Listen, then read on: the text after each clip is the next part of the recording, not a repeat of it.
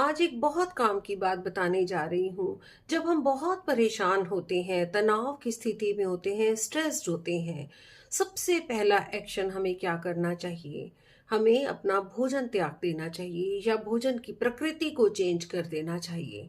भोजन की प्रकृति इन द सेंस हम जैसे पका हुआ भोजन खाते हैं अक्सर, तो हमें नेचर डाइट पे आ जाना चाहिए, नेचुरल डाइट पे आ जाना चाहिए।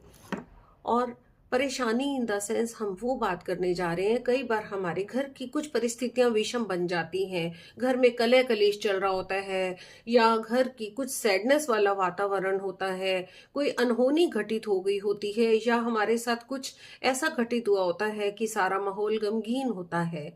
उस स्थिति में सबसे पहले हमें अपने भोजन के बारे में सोचना चाहिए। हमें अपना भोजन या तो बिल्कुल त्याग देना चाहिए या हमें भोजन की नेचर चेंज कर देनी चाहिए। हमें नेचुरल और हल्की डाइट पे आ जाना चाहिए। माइंड का भोजन से सीधा संबंध है, पाचन संस्थान और माइंड का सीधा लिंक है। क्योंकि यदि हम दुख की अवस्था में भी भोजन को एज इट इज लेते रहते हैं या गरिष्ठ भोजन को ले रहे होते हैं, तो क्योंकि हम बहुत ज्यादा गहराई में दुख में होते हैं, स्ट्रेस्ड होते हैं, और उस स्थिति में हमारे हर बॉडी ऑर्गन वीक फील कर रहा होता है, उतना एक्टिवली काम नहीं कर रहा होता। उस वजह से हमारा पाचन संस्थान भी वीक होता है।